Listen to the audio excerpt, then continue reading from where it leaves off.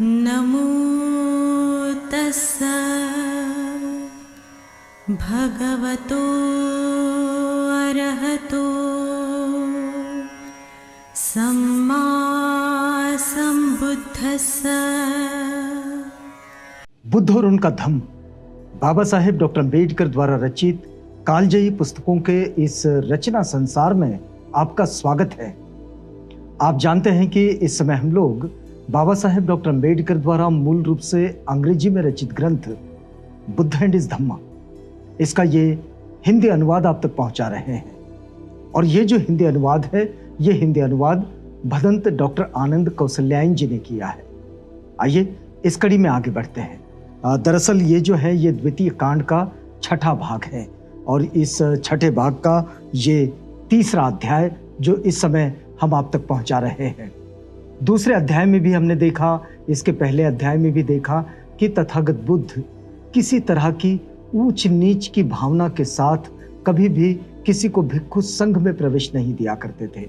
वे सबके लिए समान आदर भाव के साथ और समानता के भाव के साथ हर कोई भिक्षु संघ का सदस्य बन सकता था। और इसी कड़ी में बाबा साहेब ने बुद्ध और उनका धम्म में ये कुछ प्रसंग इसमें डाले। तथागत ने तो लाखों लोगों को दीक्षा दी है, उनके साथ लाखों लोग प्रवृत्त हुए हैं। कोई भिक्षु बने, कोई उपासक बने, उपासिका बने, भिक्षुनियाँ बने, लेकिन इसमें कुछ प्रसंग बाबा साहेब ने डाले हैं और वो इस बात को हम तक पहुंचाने के लिए कि तथागत के पास समानता का जो प्रैक्टिसिंग था वो कितना ज़बरदस्त था। तो आइए इस तीसरे अध्याय में देखिए, इसका शीर्षक बाबा साहेब लिखते हैं कि सोपाक तथा सुप्य अछूतों की धम्म दीक्षा। अछूत, अनटचेबल्स, आउटकास्ट, मार्जिनलाइज्ड, ये सब गांव के बाहर के लोग, इनका गांव की संस्कृति से कोई खास संबंध इस समाज व्यवस्था में नहीं रहा। लेकिन तथागत ने इन सब लोगों को अपने धम्म का हिस्सा बनाया। अब ये कहना बड़ा मुश्किल है कि जिस वक्त में तथागत बुद्ध ने अपना ये धम्म दीक्षा का कार्यक्रम चलाया था और जब तथागत का प्रादुर्भाव हुआ था उस वक्त में इन्हें अछूत ही कहा जाता था। ऐसा इस वक्त तो हम नहीं कहेंगे, लेकिन बाबा साहेब ने हम सबको समझाने के लिए ये बात लिखी है कि वे आज की परिभाषा में वे अछूत हैं। आज की समाज व्यवस्था में उनको अछूत माना जाता है और इसलिए बाबा साहेब ने जब इस ग्रंथ को लिखे तो इसमें इनका परिचय ऐसा लिखा है। ये कोई ज़रूरी नहीं कि ये उस वक्त भी वैसे थे, लेकिन हमारे सामाजिक व्यवस्था में वे ये जो जातिगत भावना है, इस जातिगत भावना में वो सबसे नीचे थे और उन्हें कोई स्पर्श नहीं करता था। वो स्पृश्यों के समुदाय से नहीं थे, वो अस्पृश्यों के समुदाय से थे। ये बाबा साहेब को कहना है। तो आइए जरा आगे बढ़ते हैं। सोपाक श्रावस्ती का एक अछूत बालक था। प्रसव वेदना के समय उसकी मां बेहोश हो गई। उसके पति और संबंधियों ने सोचा कि वह मर गई। वे उसे स्मशान ले गए और वहां उसके लिए चीता तैयार की। सामान्य रूप से अमूमन अब भी ऐसे प्रसंग कहीं ना कहीं दिखने को मिलते हैं। कई बार तो चिकित्सक भी इस तरह की घोषणा कर देते हैं। कोई व्यक्ति जीवित रहता है और उसे कह देते हैं कि इसकी मृत्यु हो गई और बाद में पता चलता है कि उनकी मृत्यु नहीं हुई है।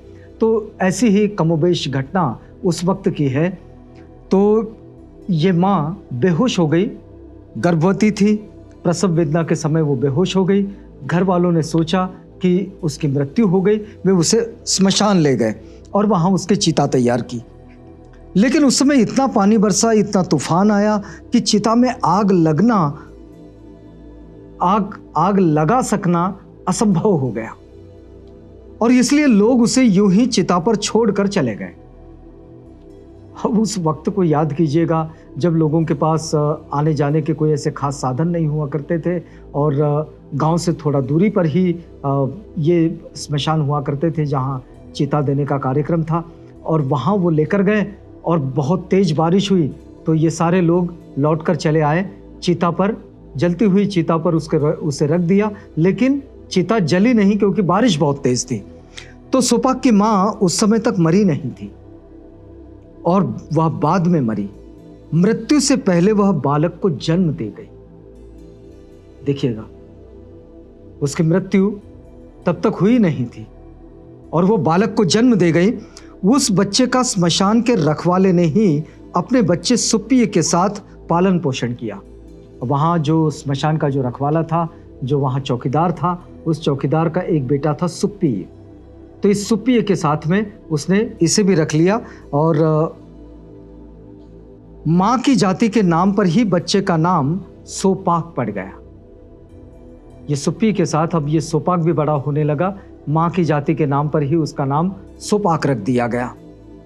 एक दिन भगवान बुद्ध उस स्मशान के पास से गुजर रहे थे। अब देखिएगा, ये घटना तो तब घटित हो गई। सोपाक की माँ उसे जन्म देकर चल बसी और सोपाक अब बड़ा हो गया। वो सुप्पी के साथ, जो कि स्मशान का रखवाला है, उसी के बच्चे के साथ वो बड़ा होने लगा। और एक दिन की बात है ये कि भगवान बुद्ध स्मशान के पास से गुजर रहे थे, तो सोपाक उन्हें देखकर उनके पास चला गया। अब तथागत की ओर तो अमूमन लोग आकर्षित हो ही जाते हैं, तो सोपाक भी, उसे भी लगा कि भाई ये क्या है, जरा इनसे मिलना चाहिए, और वो उनसे मिलने चले गए। तो तथागत को अभिवादन कर उसने तथागत से संघ में प्रविष्ट होने की अनुज्ञा मांगी। वो इतना प्रभावित हो गया सोपाक कि उसने तथागत के व्यक्तित्व को देखा और वो इतना प्रभावित हो गया। उसने कहा कि मुझे आप अपने संघ में प्रविष्ट कर लीजिए, मुझे प्रवज्जित कर लीजिए, मुझे अपने पास रख लीजिए। अब प्रविष्ट होने की अनुज्ञा मांगे। उस समय सोपाक की आयु केवल 7 वर्ष की थी। आयु बहुत कम थी। तथागत ने उसे अपने पिता की अनुमति लाने के लिए कहा कि वह संघ के विनय का हिस्सा था वो, क्योंकि संघ में किसी को भी, भिक्षु संघ में किसी को भी अपने माता पिता की अनुमति के बगैर आने का कोई प्रस्ताव नहीं था और कोई प्रावधान भी नहीं था। तो तथागत ने विनय के अनुसार और भिक्षु संघ के नियम के अनुसार कहा कि आप अपने पिता से इसका अनुमति ले आइए, तो फिर आपको प्रविष्ट किया जा सकता है। अब सोपाक गया और सोपाक ने जाकर अपने पिता को ही ले आया। अब सोपाक के लिए तो पिता वही था जो स्मशान का चौकीदार, जो उसका पालन पोषण कर रहा था, जिसके साथ वो बड़ा हुआ, उसके बच्चे के साथ। तो उसने अपने पिता को ले आया। सोपाक जाकर अपने पिता को ले आया। पिता ने भगवान को अभिवादन किया और प्रार्थना की कि वे उसके पुत्र को संघ में प्रविष्ट कर लें। ये चौकीदार, जो कि उसके पिता के रूप में आए, और चौकीदार ने कहा कि भाई आप इसे भिक्षु संघ में प्रविष्ट कर लीजिए, मेरी अनुमति है, मेरी ओर से कोई रुकावट नहीं। तथागत ने इस बात का ख्याल न कर कि वह अछूत है, तथागत ने उसे भिक्षु संघ में प्रविष्ट कर लिया और उसे धम्म तथा विनय की शिक्षा दी। अब तथागत ने उसे अपने साथ रख लिया। छोटा बालक था 7 साल का, और उसे धम्म और विनय की शिक्षा दी, जो कि भिक्षु संघ की प्रशिक्षण का हिस्सा था। यह अमूमन माना जाता है कि तथागत जो भिक्षु संघ को शिक्षाएं देते थे, उसमें एक लंबे समय तक उनको प्रशिक्षण का कार्य चलता था, और प्रशिक्षण के बाद ही कोई भिक्षु बनकर लोगों को उपदेशित करता था। तब तक वो उपदेश नहीं करता था, तब तक वो सिर्फ भिक्षु संघ में हुआ करता था, जब तक उसका प्रशिक्षण न पूरा हो जाए। तो ये एक ट्रेनिंग का जो हिस्सा है, ये बड़ा महत्वपूर्ण हिस्सा है। बाबा साहेब इसमें ये बताने की भी कोशिश कर रहे हैं कि तथागत ने उसे कैसे अपने साथ रख लिए, और साथ में रखने के बाद उसे पहले प्रशिक्षण दिया, और प्रशिक्षण देने के बाद ही वे उसे लोगों के पास जाने की उसको अनुमति दी। अब धम्म और विनय की प्रैक्टिस करते करते करते करते ये सोपाक जो है वो एक स्थविर हो गया। स्थविर होना मतलब भिक्षु जीवन में एक विशिष्ट समय गुजार देना, फिर उसके बाद महास्थविर होते हैं, वो उसके आगे का काल है। तो ऐसे ये जो इनकी सीनियरिटी है भिक्षुओं की, ये सीनियरिटी के आधार पर ये जितने सीनियर होते हैं उतने सीनियरिटी के आधार पर ये स्थविर महास्थविर होते हैं। तो इस तरह की बात इसमें सोपाक भी स्थविर हो गया, लंबा समय उसने इसमें बिता दिया। सुप्पी और सोपाक बचपन से साथ साथ बड़े हुए थे, 7 साल तक दोनों बच्चे साथ ही थे। और क्योंकि सुप्पी के पिता ने ही सोपाक का भी पालन पोषण किया था, इसलिए सुप्पी ने भी अपने साथी सोपाक से तथागत बुद्ध के धम्म की शिक्षा ग्रहण कर ली। सुप्पी इसने भिक्षु जीवन को अंगीकार तो नहीं किया था, लेकिन सोपाक के साथ उसकी जो गहरी मित्रता थी, बचपन से एक साथ बड़े थे, भाई भाई की तरह बड़े थे, तो सोपाक ने जो कुछ पाया, वो जो कुछ सीखता वो सुप्पी को भी बता देता। तो इस तरह बुद्ध के धम्म की शिक्षा ग्रहण की। अब उसने सोपाक से ही उसे प्रवृत्त करने की प्रार्थना भी की।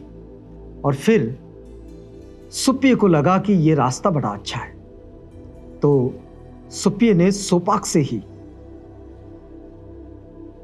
विनती की, उनसे प्रार्थना की, कहा कि भाई मुझे भी प्रवृत्त कर लो, अपने साथ ले लो, मुझे भी भिक्षु संघ का सदस्य बना लो।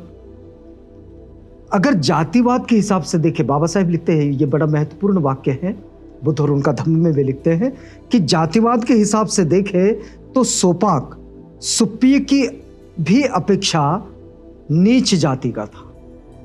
सोपाक जो था वो उससे भी नीच जाति का था।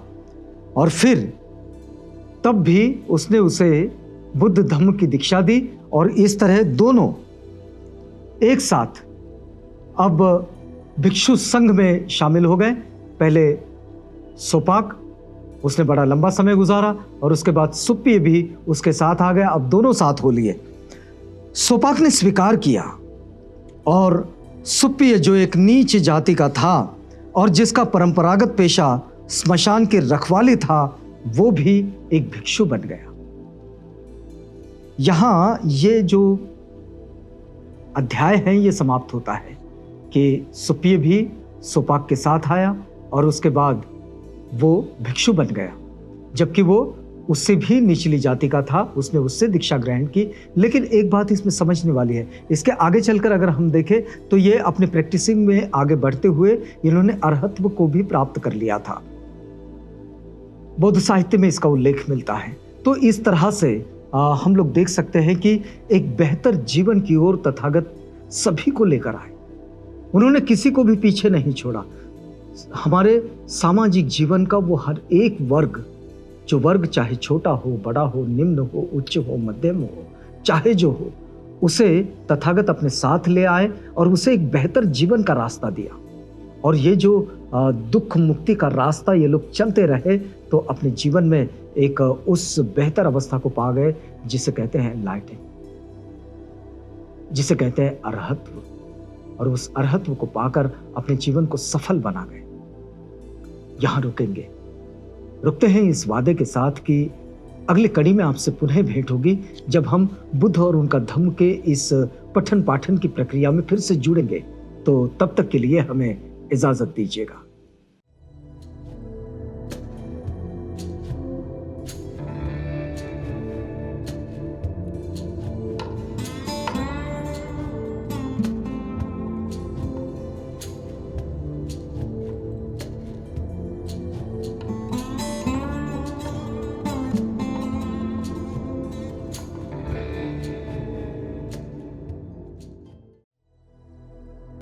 बुद्ध और उनका धम्म।